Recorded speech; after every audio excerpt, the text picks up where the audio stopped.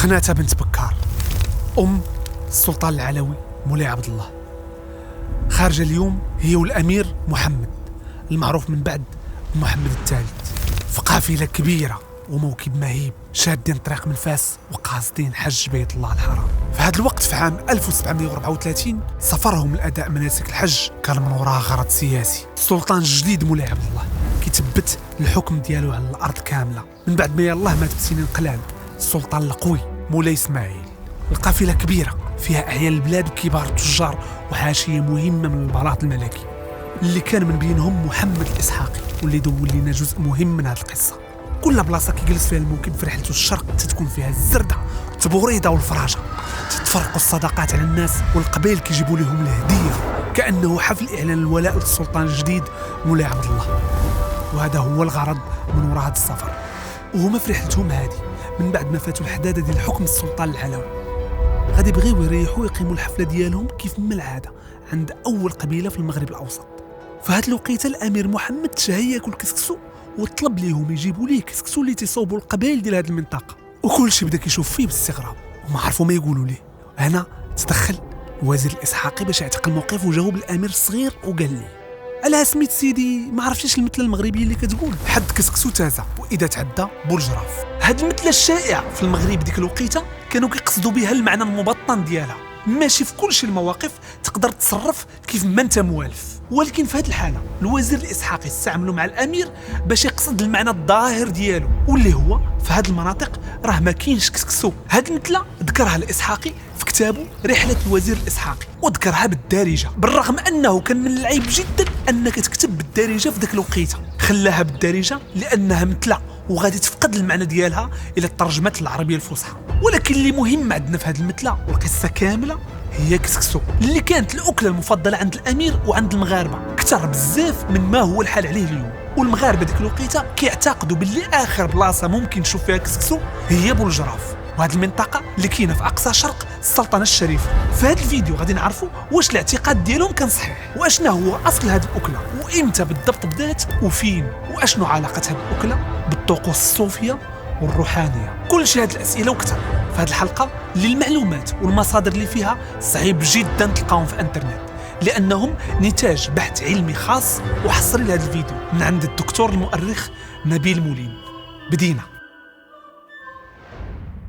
شكون أول واحد صوب كسكسو؟ هذا السؤال أول ما بان في الكتب كان في القرن 16 عند أحمد المقري في كتابه نفح الطيب في غصن الأندلس الرطيب وذكر وزيرها ابن الخطيب، اللي نسب فيه كسكسو للنبي محمد عليه الصلاة والسلام. وكثر من هذا الشيء في القرن 18 الوزير أبو القاسم غادي يقول في كتابه اللي بعنوان الترجمان الكبرى في أخبار المعمور برا وبحرا باللي أصل الكسكسو كيرجع للنبي سليمان عليه السلام. الغرض اللي كاين عند احمد المقري ولا عند ابو القاسم الزياني هو يعطيو واحد الصبغه دينيه لهذا الطبق اكثر من ما انهم يجاوبوا على السؤال منين هو اصل الكسكسو. ولكن مؤخرا كثروا الاجوبه بزاف على هذا السؤال. كاين اللي قال اصله فينيقي، وكاين اللي قال اصله من افريقيا جنوب الصحراء، وكاين اللي نسبوا النوميديين، وكاين اللي قال باللي اصله من منطقه ورغله ابتداء من القرن 10. فلحد الان ما كاين حتى شي دليل علمي على الاصل القديم للكسكسو. اول مصدر ادبي معتد به علميا في اصل هذا الطبق كيرجع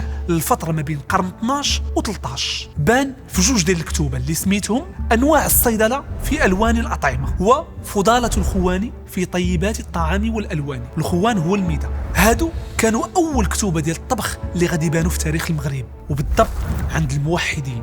هاد الاسره الحاكمه اللي كانت كتطمح تحكم العالم الاسلامي كامل كانت عندها امبراطوريه ضخمه كتبدا من الاندلس في الشمال وكتمشي حتى للصحراء في الجنوب، وفي الشرق قربت لمصر. هاد المناطق كامله اللي كانت كتحكمهم الاسره الموحديه من العاصمه ديالهم في مراكش. هاد الكتوبه اللي بان فيهم اول مره كسكسو تعكسوا الازدهار اللي وصلوا ليه الموحدين، فبداو كيالفوا كتوبه اللي كيعتنيوا بالاتيكيت ديال الاكل والاطباق المغربيه. في هاد الكتوبه ذكروا 8 الوصفات ديال الكسكسو وما بغاوش يذكروا اكثر حيت قالوا باللي هذا الطبق معروف وما كاين لاش يطولوا فيه. من اهم ما ذكروا كسكسو الفتياني اللي كان معروف في مراكش، وكسكسو بتمنية خضاري اللي كان معروف في الاندلس. واعتمادا على هذه الادله المتوفره لحد الان ما يمكن الا تقولوا بشكل علمي انه اول مره بان فيها كسكسو بان عند الموحدين. إلا ما كانوش اخترعوه على الأقل اعتنوا به وصوبوا منه وصفات جداد اللي تليق بالميدة ديال الخليفة الموحدي. كسكسو هذا الوقت كلمة كانت كتعني طبق كسكسو اللي كنعرفو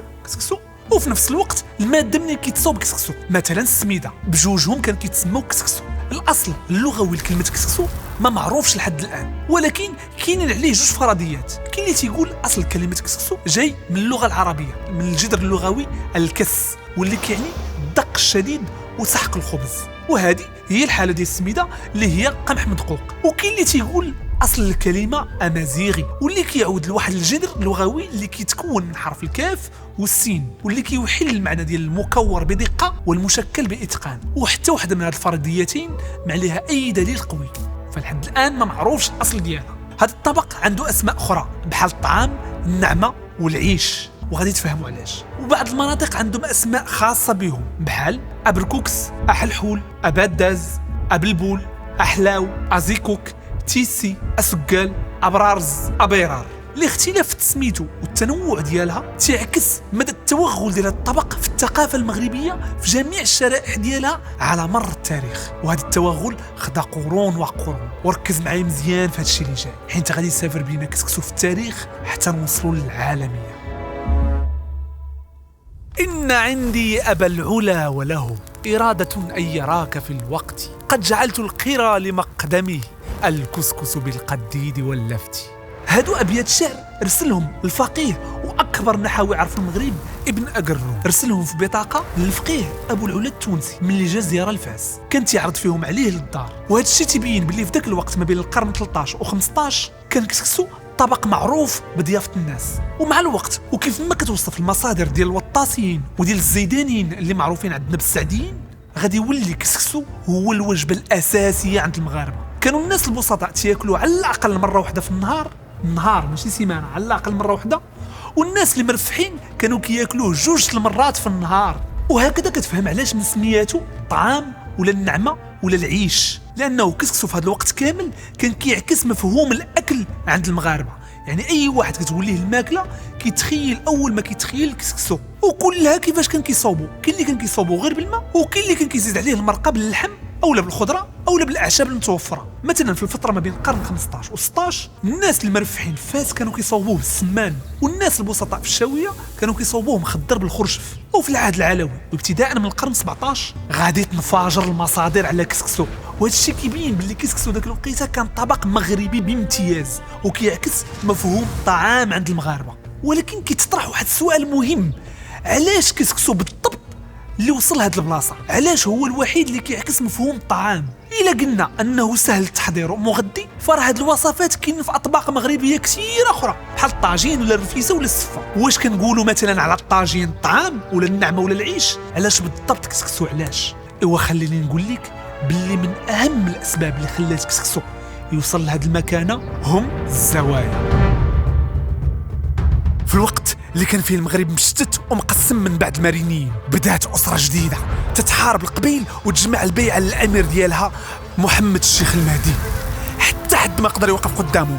قوة وبطش شديد من بعد ما خدا سوس، الحوز، درعا، تفيلات، تواتو الصحراء في طريقه الحكم المغرب وتشكيل الإمبراطورية. بقات ليه غير العاصمة فاس، العاصمة ديك الوقت ضعيفة وسهلة جدا. الأمير محمد الشيخ واقف بجيشه قبالتها تيوجد للاقتحام، وتما غيوصلوا مرسول من عند الفقير الشيخ الصوفي بوروين، واللي غادي يقول ليه فيها إلا بغيتي فاس خلص الصدقة. الأمير شاف المرسول وتعصب، تا كيفاش واحد بوهالي يجي يتقاد معايا ويقول لي هاد هضرة؟ وفي الحين أمر الجيش ديالو باش يدخلوا لفاس وما يحنوا في التحت. ولكن وقع داك الشيء اللي ما تصورش، جيش حرمرم ما عرف منين خرج ليه، تيتقاتل معاه كتر كاع من داك الشيء اللي دوز في الحروب ديالو كاملين قبل. وفي آخر النهار مادة منه لا حق لا باطل، ورجع الأمير محمد الشيخ جار الخيبة وراه والحسرة، وعرف باللي فاس ماشي هكذا طريقة. تما رسل ولده مرسول للبوهالي الشيخ بوروين وتفاوض معها باش يخلص الصدقة، واللي كانت إطعام المريدين الكتير ديال الزاوية الكزولية، إطعامهم باش بكسكسو. قصايا كتير خرج داك النهار الأمير محمد باش يوحد البلاد كاملة تحت الحكم الزيداني المعروف في تاريخنا بالحكم السعدي. واللي من بعد سنين احد اولاد الامير غادي يرد منه امبراطوريه في عهد المنصور الذهبي. هاد القصة ما بين القصص الكتير اللي توارثوها المغاربة واللي كتعكس القوة الضاربة اللي كانت عند الزوايا ابتداء من القرن 15. الزوايا عندهم قدرة كبيرة في جمع الناس والتحكم في نظرتهم للحياة بشكل عجيب، حتى انهم ساهموا في تأسيس دول حكمة المغرب. وكسكسو كيف ما كتبين القصة كان الطبق المثالي عند الزوايا اللي ممكن يوكلوا به اكبر عدد ممكن من المريدين ولا المسافرين ولا حتى الناس العاديين في وقت من التاريخ اللي كان المغرب كيعرف المجاعات كبار وكتار.